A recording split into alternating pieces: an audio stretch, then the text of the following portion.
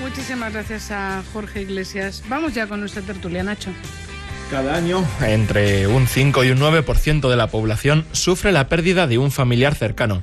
Es decir, que cada año casi 1 de cada 10 personas debe afrontar la muerte de un ser querido. Cada año este elevado porcentaje se enfrenta a un duelo. Partiendo de este dato estadístico, esta noche hemos decidido tomar el toro por los cuernos y enfrentarnos nosotros mismos al proceso que se desencadena en cada persona durante el duelo. Para comprender lo que pasa por nuestras mentes en esos momentos, contamos con la ayuda de Sergio García, psicólogo, terapeuta y hombre que en más de una ocasión nos ha guiado en este programa a la hora de entender e interpretar los sentimientos humanos. Bueno, buenas noches, Sergio, de nuevo. Encantado de tenerte con nosotros. Además, hemos visto que te sonríes, con lo cual quiere decir que mal no lo pasas en la noche en vela. Lo paso fantástico y además el tema de hoy es un tema que me gusta mucho. Tanto como que nos lo propusiste tú.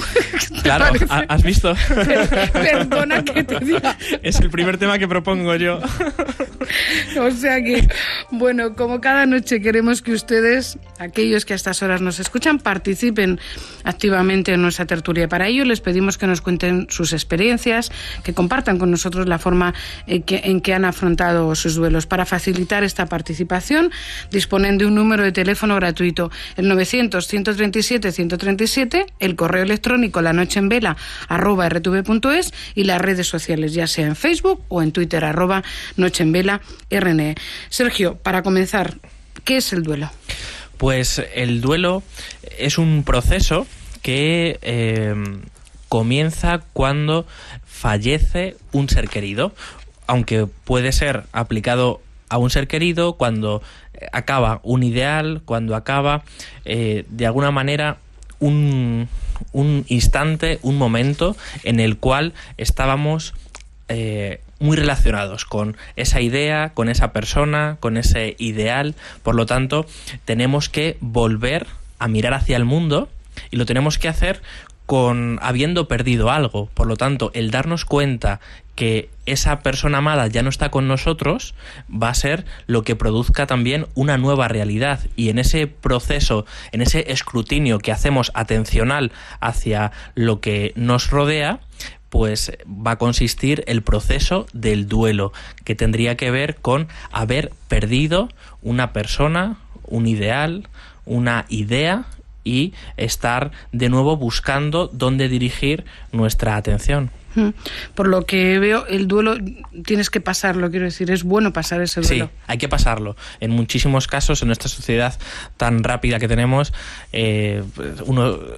nos suelen medicar para que no pasemos el duelo, para que no suframos, pero es que esas partes de la vida y ese sufrimiento que uno tiene que tener es bueno. Es decir, hay que pasarlo, y hay que pasarlo. Eso sí, uno puede estar acompañado, puede tener palabras, puede tener ideas que sean saludables, pero son instantes y momentos que todos nosotros en algún momento de nuestra vida tenemos que pasar.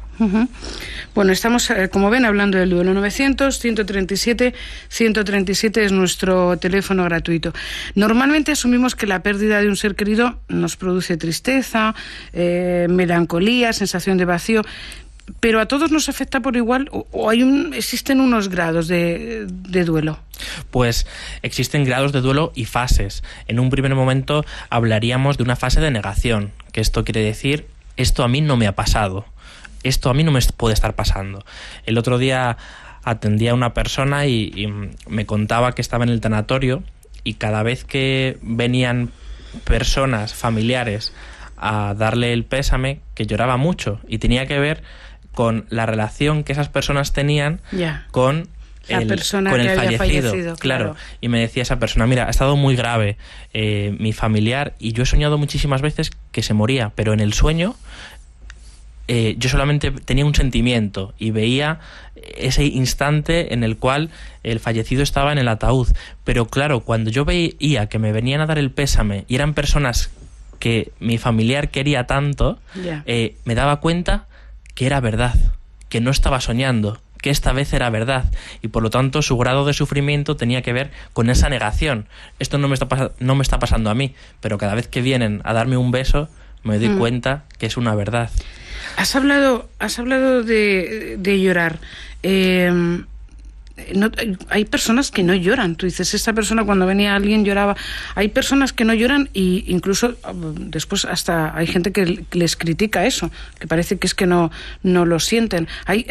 Eso también puede ocurrir, ¿no? Que tú lleves el duelo de alguna forma y no por eso no lo sientes menos, ¿no? Correcto. Es decir, nadie ama de la misma manera, nadie tiene el duelo de la misma manera que los demás, y tenemos que dejar que quien quiera llorar, que llore, y quien no quiera hacerlo tampoco tiene por qué ser bueno o por qué ser malo. Es decir, cada uno se tiene que expresar, y hay personas que se expresan con la contención, pero es su forma de estar elaborando que esa persona ha fallecido. Por lo tanto, el forzar, que en muchos casos se hace, y tienes que ir y llorar, bueno, pues eso ya es ponerle una pauta que a lo mejor a esa persona en cuestión no le viene bien.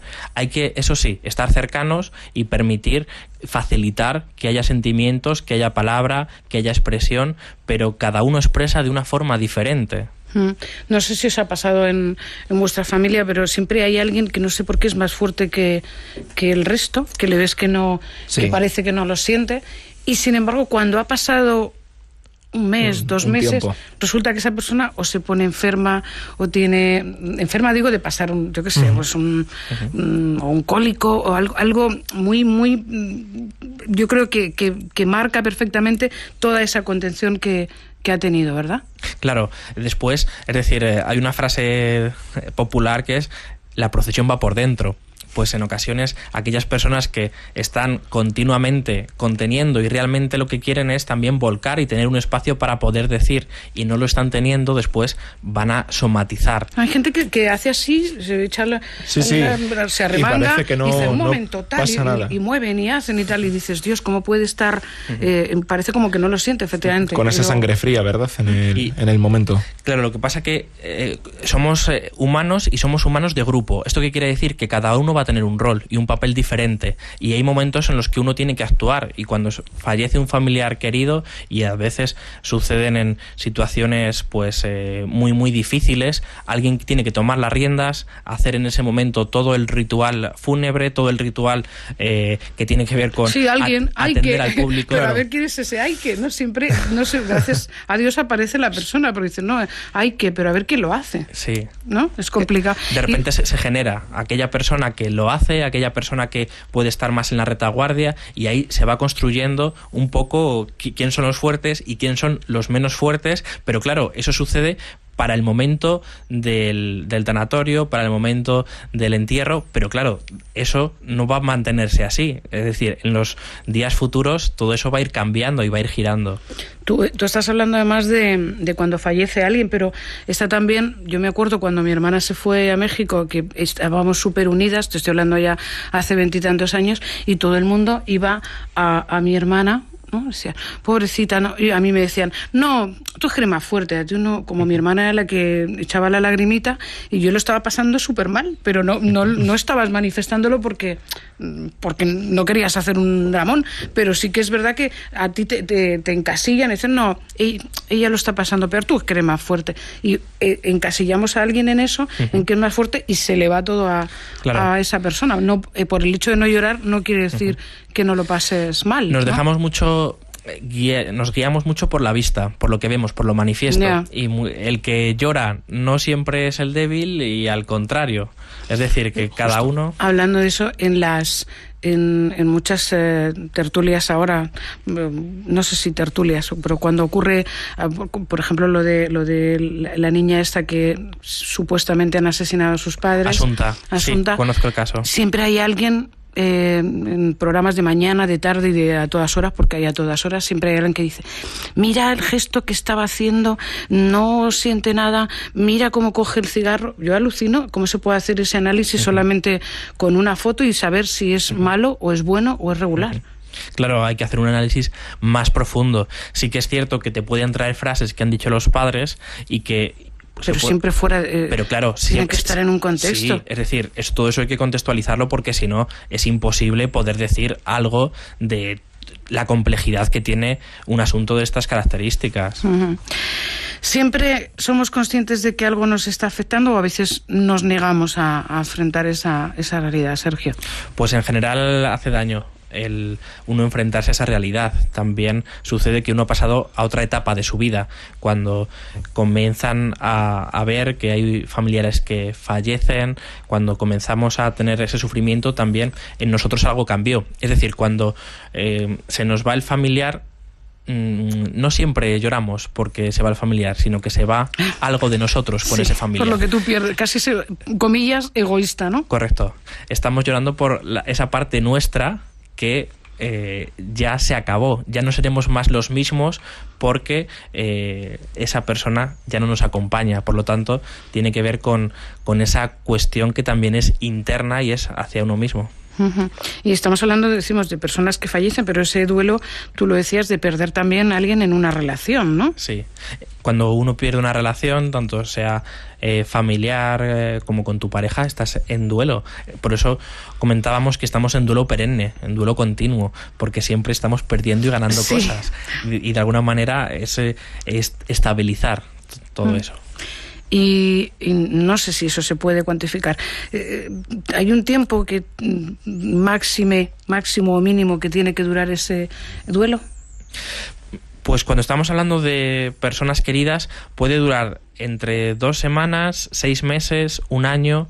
Las abuelas antes lo que hacían era vestirse de negro. Negro, claro. Y durante... claro.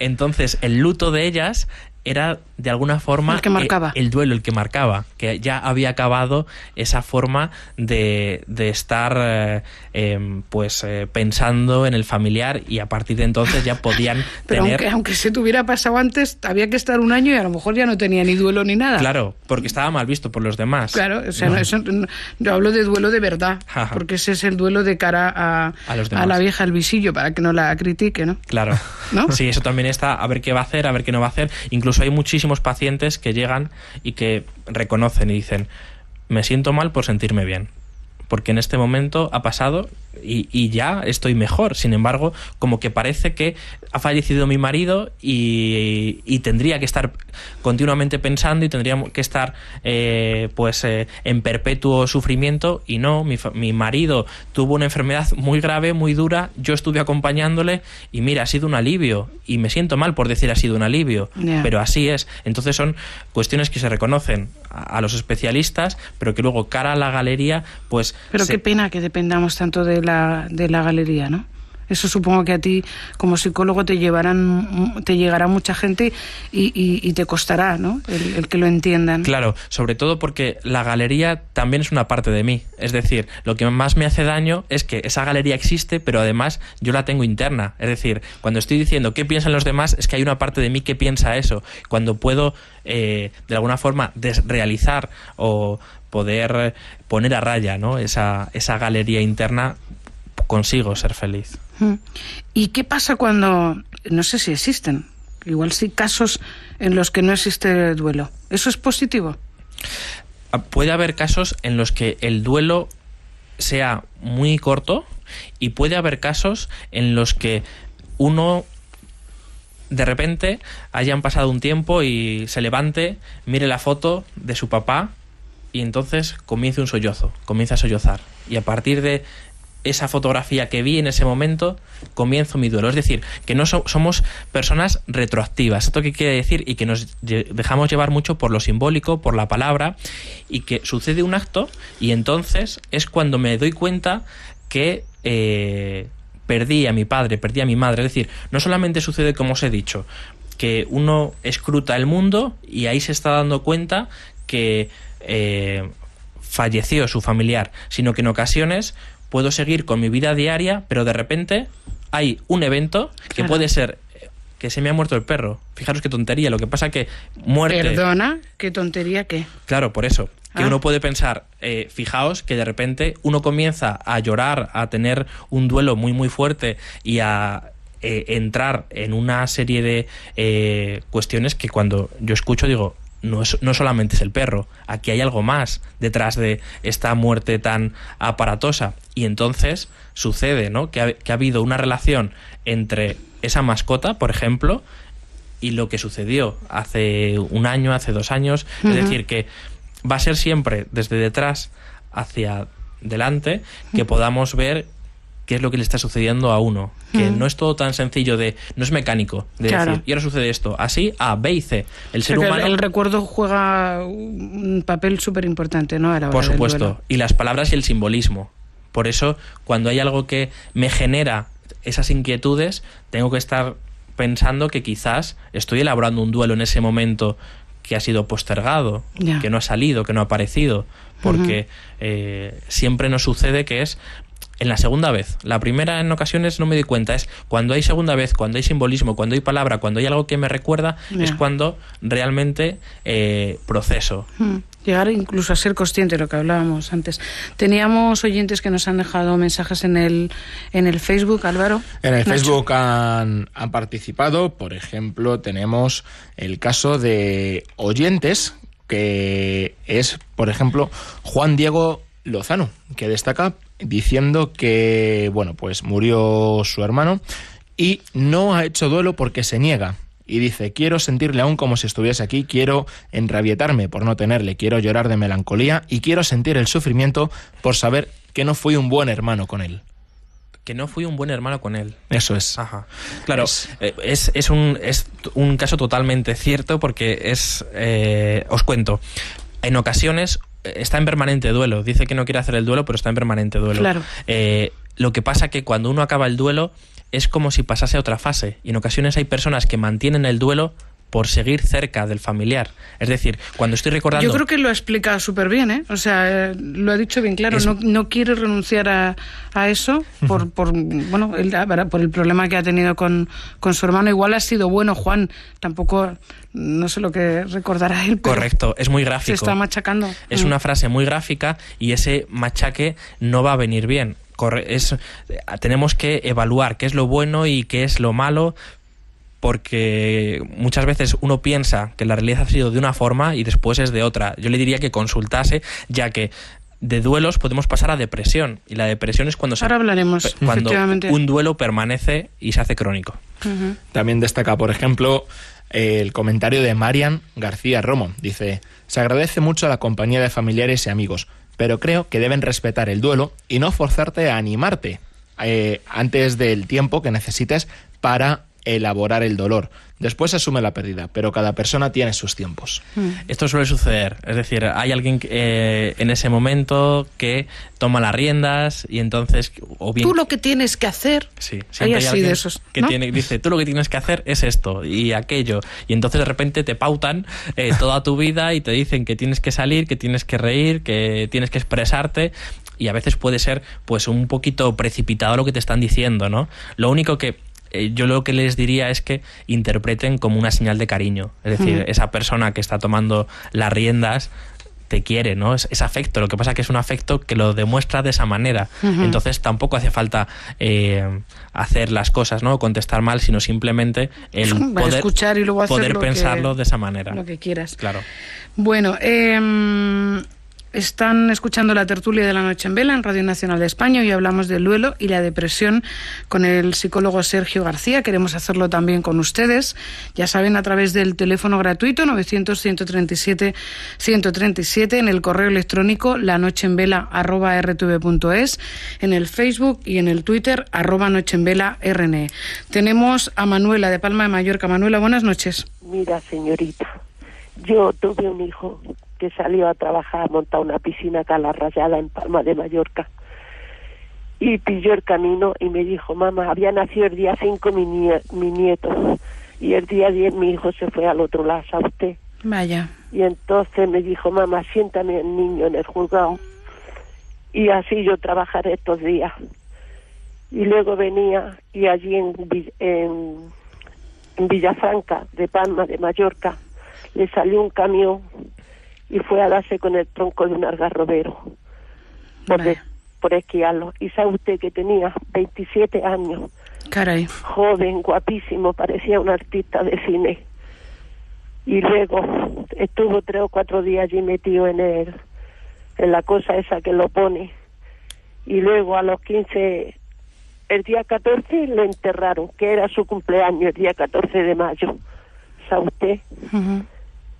Y usted no sabe que estuve 3 años yendo todos los días al cementerio, andando a 2 kilómetros andando, yo solica, y arrastraba los pies como si fuera una viejecica. Ya. Y ahora, pues mire usted, no me se va de la cabeza.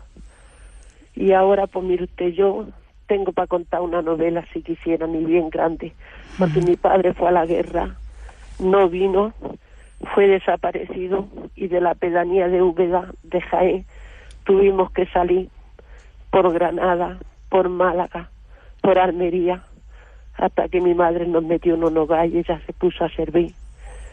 Y allí fuimos saliendo adelante, ¿sabe usted? Vaya. Y usted no sabe cuántas veces estaba en el hogar metida, que decía si mi padre viviera, porque teníamos casa, teníamos tierra y teníamos de todo. Sí, pero ahora mismo en realidad está usted en pleno duelo de su hijo, porque lo que hablamos siempre... Sí, no me ha olvidado a mi hijo. No, perder a un ser querido es muy doloroso, pero si cuando es un hijo, ¿no? Es antinatura. Cuando vinieron aquí a la caseta y me dijeron, mamá, digo, ¿qué? Dice el Lazarico, que se ha muerto, se llamaba Lázaro. Digo, ¿cómo? El niño, creyendo que era mi nietecico, ¿comprende usted? Ya, pues dice, no, mamá, si no es el niño, chico, si es tu hijo el que se ha ido al otro lado. Pues Manuela, lo siento muchísimo. Le agradezco que lo haya compartido con nosotros y no sé si le quieres decir algo, Sergio. Dios te lo pague, señorita, porque oigo Radio Nacional de España, porque no pego un ojo entre la noche. Y siempre estoy oyendo. Escuche un ratito a nuestro psicólogo, a Sergio. Y muchísimas gracias, Manuela. Un abrazo. Hasta luego. Sí, es que no sé cómo le podemos ayudar, la verdad. Claro, yo creo que es lo más desgarrador que hay y lo más desgarrador que atendemos, que es cuando padres, madres tienen que enfrentarse a un tema hijos de hijos este y tipo. nietos, es lo que te digo, es que es antinatura, ¿no? Entonces, es estar con ellos, atenderles y seguir adelante, ¿no? El poder darles palabras de aliento. Lo que pasa que muchas veces esas palabras de aliento parecen vacías incluso, ¿no? Porque es tal el sufrimiento. A mí me gustaría darle un achuchón grande. Manuela, un abrazo y nada, esperamos por sacarle una sonrisa esta noche en Vela. José de Cuenca, buenas noches, José. Hola, buenas noches. Cuéntenos. Pues nuestro duelo con nuestro padre fue antes de morir. Fíjate, porque... ¿Antes de morir? Antes de morir, o sea, fue varios años de diagnóstico de un cáncer y ya estaba como una cuenta atrás. Él nos engañó, nos dijo que le habían dado 1 año de vida y le dieron 6 meses. Era un luchador y aguantó casi 5 años. Murió el día de los enamorados. Porque era un enamorado de la vida también. Yo pienso que algo tuvo que ver ese día. Seguro. Y en esa cuenta atrás, que era como que no sabíamos cuándo iba a llegar, ¿no? Y lo veíamos, pues eso, pues recibir la quimio, recibir la radio, y luchar muchísimo, informarse, hacer vida muy, muy activa y entraba a la sala de espera de la quimio y, bueno, ponía a todo el mundo a sonreír, ¿no? Porque era una persona muy comunicativa. Entonces nosotros, en ese sentido, lo estamos recordando en un duelo positivo, ¿no? O sea, nuestro padre para nosotros ha sido un ejemplo de lucha en la vida y de estar todos los días constantemente, pues eso, tratando de pelear por su familia, por sus hijos. Y a mí me pilló en viaje de camino a Tenerife a un carnaval. Y entonces me llamaron, oí un mensaje, y cuando oí un mensaje en el teléfono tuve la intuición de que ya se había muerto. Entonces hablé con mi primo, ni siquiera con mis hermanos, y decidí irme de viaje, continuar mi viaje al carnaval de Tenerife. Por él también. Y mi duelo también fue no volver a la angustia y a todo el lloro de la familia, sino seguir, irme allí y bailar y reír y gozar, y bueno, y... Has hablado de duelo positivo, José. Duelo positivo, Sergio está diciendo, José. Hay duelo positivo. Él lo está contando clarísimamente. Nos lo acaba de ejemplificar. Entonces, tendría que ver con que ellos, durante ese tiempo de enfermedad, hicieron el duelo, se despidieron, ¿no? Incluso el padre habló. Dicen que cuando un padre habla nunca muere. Pues de alguna forma, cuando él se fue de viaje y cuando él continuó su trayecto, es porque tenía a su padre dentro. Es decir, de esa manera lo que hacía era hacer un homenaje a través de su vida, a través de su comportamiento. Es una forma de entender el duelo muy diferente a la habitual y que tiene que ver con todo lo que hubo anteriormente y con la actitud del padre. Gracias, José. Un abrazo. Un saludo. Un abrazo. Gracias. es que también es importante, en el caso de José, como decía, que se haya podido despedir, porque muchas veces, por ejemplo, lo que contaba Manuela, eso sí es como que te descoloca, te ¿no? precipita. Y como todavía no te lo puedes creer, como contabas tú al principio. En el caso de José, yo creo que lo ha explicado fenomenal. Bueno, primero, cómo era su papá, que vamos, lujazo, y cómo ha ido, bueno, se ha podido ir despidiendo, por eso lo ha podido tomar y recordarlo como lo recuerda, con duelo positivo. Claro, es muy interesante si la noticia la recibes de manera inesperada, que entonces puede precipitar un tipo de duelo diferente, así es una noticia que ya está esperada, porque lo que produce es que puedas ir elaborando la despedida. Eso es. Incluso lo que hacemos los psicólogos cuando ha sido inesperado es que puedan escribir una carta, que puedan poner palabras, que podamos recordar. Eso no sucede cuando sabes que la persona que estás atendiendo pues va a desaparecer. Por lo tanto, se produce, en muchísimos casos, un duelo positivo en el sentido de poder despedirte, poder decir, poder hablar y dar ese lugar a esa persona que uno tanto quiere. Bueno, pues eso lo pudo hacer José de Cuenca y su familia. Mari Carmen de Zaragoza, buenas noches. Mari Carmen, no, Asun. Hola, Asun. Asun. Perdona que te he cambiado el nombre, cuéntanos. Nada, estaba oyendo el programa y nada, yo he perdido a mis padres en 3 años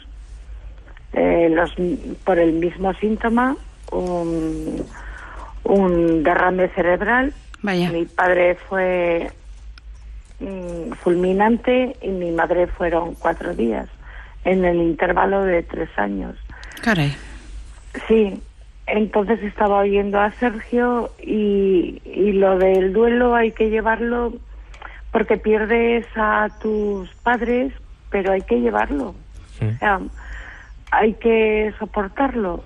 O sea, es una pérdida, pero te quedan los recuerdos. Mari Carmen, Asun, sin esperártelo, como estábamos hablando, Sí. eso es peor, creemos, ¿no? Bueno, perder Sí, siempre es malo, pero... Para nosotros fue un golpe muy tremendo, pero me queda la cosa de que ellos no sufrieron. ¿Me explico? Sí. Que Siempre es fue, una manera de... siempre para nosotros muy duro, pero para ellos creo que fue una cosa muy... no sé, es lo que me queda a mí.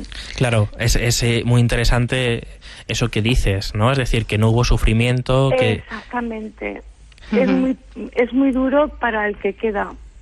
ya. Pero piensas que para la persona que se ha ido, pienso yo, Ya. no lo sé. Qué mala suerte además el papá y la mamá, los dos. Bueno, Mari Carmen, Asun, gracias por compartirlo con nosotros, un abrazo. Hasta luego. Mari Carmen, ahora sí, de Zaragoza. Es que las dos son de Zaragoza. Mari Carmen, buenas noches. Hola, buenas noches. Gracias por tu llamada, cuéntanos. Nada, pues yo en el 90 murieron mis 2 hijos, Bea y Jorge, de 9 y 5 años. Murieron ahogados en una alberca. Y a los 2 años mi madre, que tenía una larga enfermedad, una disquinesia tardía. Después murió mi tío, que vivía con nosotros. Y después mi padre en el 99, que cayó por una escalera en el campo. Y Pues como para hablarte a ti de duelo, madre mía. sí. No, tengo diagnosticado por los psiquiatras depresión por luto. Y pues una de las formas es, pues yo qué sé, vivir la vida. Y además tengo otras 2 hijas. Al divorciarme me volví a casar. Y entonces una de las formas que era buscar algo, y lo que encontré fue esto, Zaragoza, porque yo soy de Málaga. Ya, si te estoy oyendo, te lo iba... Lo que pasa es que con un tema tan duro no quería hacer la coña, pero Sí, inmediatamente no te he dicho, tú de Zaragoza no eres. No, yo soy de Málaga. Bueno, y buscaste la alegría en Zaragoza. Sí, con la crisis nos quedamos ya sin trabajo y entonces pues decidimos de vender el piso en vez de esperar a que nos lo embargaran. Y lo que buscamos fue pues una finca, compramos una casa de estas de un bungalow y nos fuimos a Fallón, un pueblecito estupendo aquí de Zaragoza, en la frontera. Pues te estoy oyendo hablar con un tono, de lo que nos has contado y el tono que tienes, que de verdad me quito el sombrero. No sé cómo se puede eso, Sergio. Pues justo al escuchar a una persona tan enérgica, ¿no? Y que podía contar y que podía elaborar con palabras, ¿no? El hecho que es Dos niños, tan trágico, ¿no? Pero fijaos que Mari Carmen sí. nos dice, ¿no? Cuál ha sido el evento y al mismo tiempo, bueno, pues está en una situación de encarar la vida, ¿no? ¿Y qué tuve que hacer? Hice esto y le echó coraje y salió adelante. Por lo tanto, yo creo que es un gran mensaje para todos los oyentes, porque siendo uno de los temas más dramáticos y que pueden producir un duelo crónico, en su caso, oye, está atendiendo, está saliendo adelante, está buscando. Bueno, pues para sobre todo eso, como dices tú, para ayuda para otros oyentes. Mari Carmen, muchísimas gracias por compartirlo con nosotros. Gracias. Un abrazo.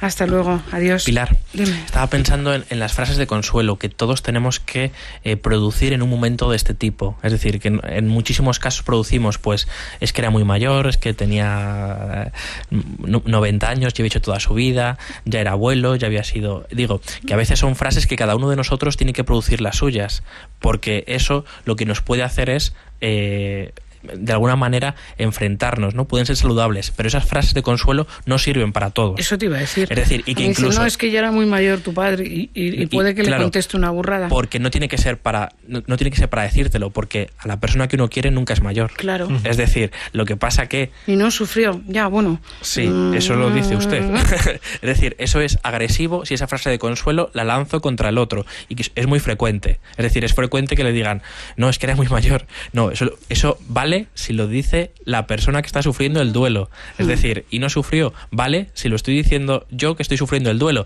Pero si alguien viene y me lo dice... Mejor no decir nada, ¿vale? No, o sea, por eso. Darle el pésame y ayudar. Son momentos para estar. No son momentos para decir y para pasarnos en lo que estamos diciendo. Justo. Porque podemos, sin darnos cuenta, agredir, ¿no? O de alguna forma soliviantar a la persona que está al lado. Seguro. Sergio, hemos hablado de duelo. Decía Mari Carmen que le habían diagnosticado depresión por duelo o algo así, no sé cómo ha dicho justo. Exactamente. Yo no sé si lo hablábamos al principio de la tertulia, espero que nos dé tiempo y si no, como te podemos llamar otro día. Claro que sí. Se suele confundir la depresión con el duelo, ¿no? ¿Qué es la depresión? ¿En qué consiste exactamente? Sí, pues si se puede describir. Claro, se puede describir sobre todo en relación al duelo, porque la depresión es, pues, de alguna forma un anexo a lo que es el duelo. Es decir, el duelo tiene que ver con que algo en mi vida ha desaparecido, pero sé lo que es. Sé lo que es y lo puedo nombrar, lo puedo decir. Nosotros lo llamamos a nivel preconsciente. Es decir, que cuando me pongo a decir qué es lo que me está pasando, sé lo que me está pasando y lo comento. Ya, es verdad, porque en la depresión muchas veces no sabes lo que te pasa y eso es lo que te desespera. Así es. Entonces, en la depresión lo que sucede es que he perdido algo, que también puede ser un ideal, puede ser una persona querida, y puedo saber que la he perdido, pero no sé lo que he perdido con esa pérdida. Es decir, la connotación que tiene no estoy seguro, no lo tengo claro, no lo puedo nombrar, no lo puedo alcanzar. Por lo tanto, lo que sucede es que para no tener ese dolor, lo que hago es que en mí me parto, por decirlo de una manera sencilla. Y para no sufrir, hay una parte de mí que queda rota y otra parte de mí, que es el yo, que sigue mirando hacia alrededor. Por lo tanto, voy a dirigir hacia mí autorreproches. Y ahí podemos ver a personas que los escuchas y dices, pero bueno, ¿y cómo hablan así de sí mismos? Bueno, porque no están hablando así de sí mismos, están hablando así de lo que han perdido, están hablando así sobre una persona que la han introyectado, la tienen dentro de sí mismos, pero no consiguen sacarla.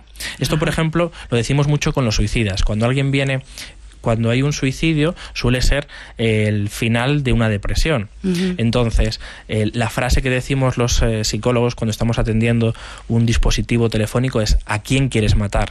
Porque a quién quieres matar te saca de qué es lo que yo quiero hacer y de repente comienzo a decir cosas contra alguien. Claro. Es decir, es una forma de albergar todo ese dolor y poder encauzarlo hacia lo que es lo correcto. También habría un ejemplo muy gráfico y esto se puede ver en los niños. Imaginaros que hay un niño que tiene de mascota un gato y está jugando con él. De repente el gato desaparece y lo que hace el niño es jugar a que él es el gato. Bueno, pues de alguna manera eso también pasaría con la depresión. Bueno, tenemos ya poquito tiempo y tengo 2 llamadas que les voy a pedir brevedad, pero no las quiero dejar ahí. Amparo, de Valencia. Amparo, buenas noches. Buenas noches. Gracias por su llamada, cuéntenos. A ver, yo perdí a mi hermana con 35 años, ¿vale?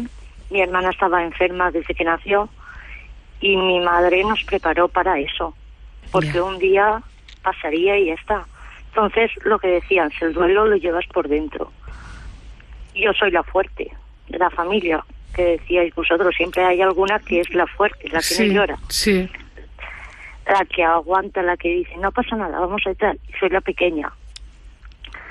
Pero fue así. Pero luego lo tienes ahí, aguantas y una cosa es sacar, ¿no?, el carácter y sacar la disposición, y otra es cómo lo pases por dentro, porque el duelo lo tienes seguro, ¿no? Claro, la profesión va por dentro, siempre, pero no te atreves a sacarla fuera porque tú eres la fuerte.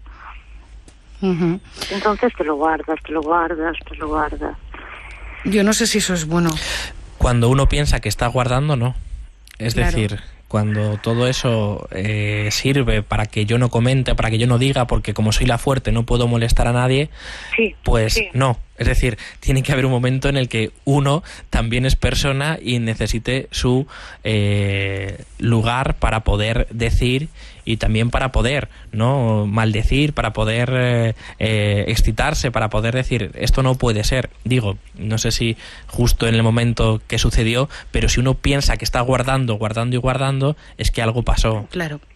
Ya, y este año, la semana antes de la comunión de mi hija, mi padre se puso enfermo, ¿vale? Y yo le decía a mi padre, te vas a poner bueno, y mi padre tenía mucha ilusión, la comunión de su nieta, la única nieta, su niña, y estuvo en la comunión, pero la semana siguiente falleció también, ¿vale? Y otra vez la fuerte tenía que ser yo. Aquí no pasa nada. Ahora ya más que nada por mis hijos, ¿vale? Mis hijos se han criado en casa de mis padres.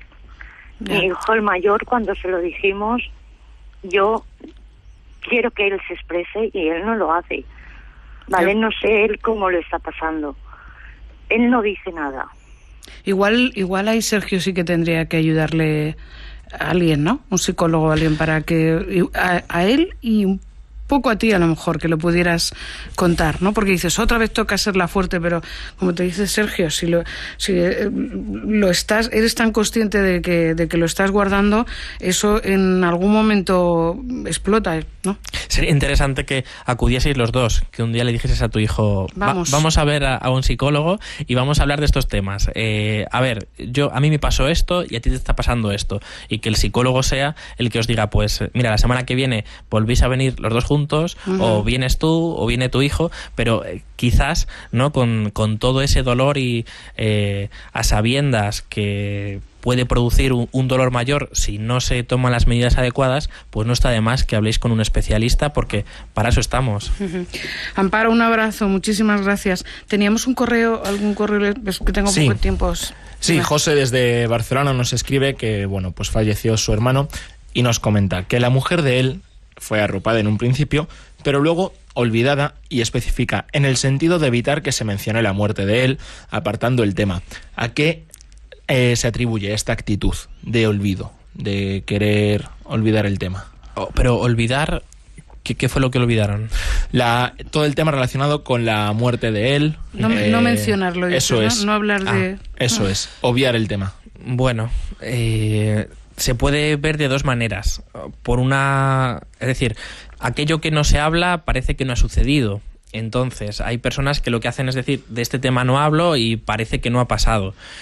Eso podría ser una medida necesaria pero después de haber hablado sobre ello, de haber puesto los puntos sobre las íes, de alguna forma haber descansado, después uno dice, oye, no voy a estar siempre hablando de lo mismo. Eso sí, ahí sí que tenemos que decir, vamos a obviar el tema, porque no puede ser que siempre que nos juntemos, pues hablemos salga a relucir el mismo tema. Claro, entonces ahí sí que es una medida correspondiente. Ahora, otra cosa es que haya sucedido y que uno diga, no lo nombro, para que de esa manera sea como si no hubiese pasado. Todo lo que dejes pendiente. Eso es una evasión y tarde o temprano aparecerá por algún sitio.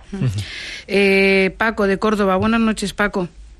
Hola, buenas noches. Buenas noches, cuéntanos. Pues nada, estoy hablando sobre el duelo y, bueno, porque me perdone, no es lo mismo, mi madre murió con 86 años y, por supuesto, mi hijo no tiene nada que ver con eso, pero bueno, yo siento en mi madre, que es la que murió. Bueno, quería decir que murió mi padre 10 años antes, luego murió mi madre, y que yo pienso que el duelo se siente, digamos, según la huella que esa persona haya dejado en la vida, no sé, como no digo que mi padre fuera malo, cuidado, que yo lo apreciaba y solamente lo apreciaba y lo respetaba, pero luego mi madre era una persona tan humilde, tan sencilla, tan buena, tan pues no sé cómo decirle, era todo pasión, era todo humildad y sencillez, ¿no? Entonces yo la recuerdo como tal, y yo de esto hace ya 7 años, en marzo del día 17, hace 7 años, y yo la sigo recordando como el primer día, una mujer que la vio el médico a los 86 años y murió hablando conmigo y riéndose conmigo. Fíjese que esos fueron segundos, ¿eh? Yeah. Y yo, bueno, pues vivo en torno a ella, no sé cómo decirle. Yo la recordaré, yo la tengo, no es que la recordaré, yo es que me levanto con ella y me acuesto con ella. No quiero decir que tenga una depresión como este señor. No, un poco como decía el otro oyente, José, el duelo positivo, ¿no? De alguna manera. Sí, yo lo tengo positivo porque yo la llevo todo el día durante mi camino, durante mi trabajo, durante mi no sé, yo no soy beato, pero me gusta rezar, me gusta lo normal, a lo que está uno, no sé, yo creo, ¿no? Y entonces yo no sé, la misa se la dedico, el otro se lo dedico, pero es que ella era impresionantemente buena. No quiero decir que la madre, para cada uno de vosotros, de los que me No, acuérdate que alguna vez, si nos sigues, alguna vez hemos hablado de madres malas. No tiene nada, pero la tuya era buena. Ya. Pero la mía, que yo soy de Lucena, Córdoba, la conocía toda la Barrera entera, que es un barrio muy castilloso de aquí de Lucena. Y saben que Carmen era una mujer buenísima, bondadosa, que daba lo que no tenía. Ella daba cuando tenía y daba cuando no tenía, y ella no tenía, ella siempre era la última, pero era la última para todo, no se imagine. Y mi padre, el lunes era primero, el martes era primero, el segundo primero, él siempre era. Entonces, claro, él cuando murió, pues ya le digo que no fue un hombre malo, simplemente murió y que no era lo mismo. ¿No? Paco, te tengo que cortar, corazón, te agradezco. Bueno, vida mía, pues un placer y me alegro suerte tu mamá que estás pensando en ella todo el tiempo y que te acompaña. Un abrazo muy fuerte. Gracias. Bueno, pues nada, tenemos que terminar. Natalia Castillo Sotillo. Sotillos, a poder ser. Pero como quieras. Algunos oyentes te han dejado mensaje, ¿verdad? Sí, un tema difícil y duro. Por ejemplo, María de Oviedo nos contaba que ella es hija única y que perdió a toda su familia, pero que sintió muchísimo más la muerte de su perro Otto. Entonces, bueno, pues como... Lo que comentábamos antes, que puede haber un desplazamiento, aunque uno no lo reconozca. Y Josefina de Sevilla, falleció su madre cuando su hijo, el nieto, tenía 7 años. De repente el niño estaba muy malhumorado, pegaba a los demás críos en el cole. Y claro, lo que pasaba era que estaba enfadado con su abuela porque no se había despedido de él, porque había sido una muerte por un infarto. Entonces, ¿cómo afrontar la muerte en el caso de los niños, ¿no? De sus abuelos y demás? En ese caso es bueno que busquen ayuda, ¿no? Así es, que busquen ayuda porque eso les va a aliviar. Si no, se va a quedar ahí. Mariluz de Alicante, por ejemplo, es una de esas niñas que perdió a su madre cuando tenía 12 años y ese trauma le ha acompañado desde entonces. Lo que le sucede ahora es que tiene un problema muy grande. Cada vez que entra a un tanatorio, aunque no sea un familiar suyo, se pone a llorar y no sabe cómo parar. Pues tendrá que, ¿no? No está elaborado el duelo. Si consulta, va a poder averiguar qué es lo que le sucede y lo va a poder procesar. Pues que vaya a un psicólogo que la puede ayudar. Bueno, hasta aquí ha llegado nuestra primera hora de hoy. Gracias, Sergio García, por ayudarnos a comprender el duelo mucho mejor. La depresión nos ha quedado ahí un poco pendiente, o sea que otro día. Muy bien. Hasta la próxima. Gracias. Gracias a ustedes también por acompañarnos. Esperamos que lo hagan también en la segunda hora después del boletín informativo. Nosotros aquí estaremos. Hasta ahora. Hasta ahora.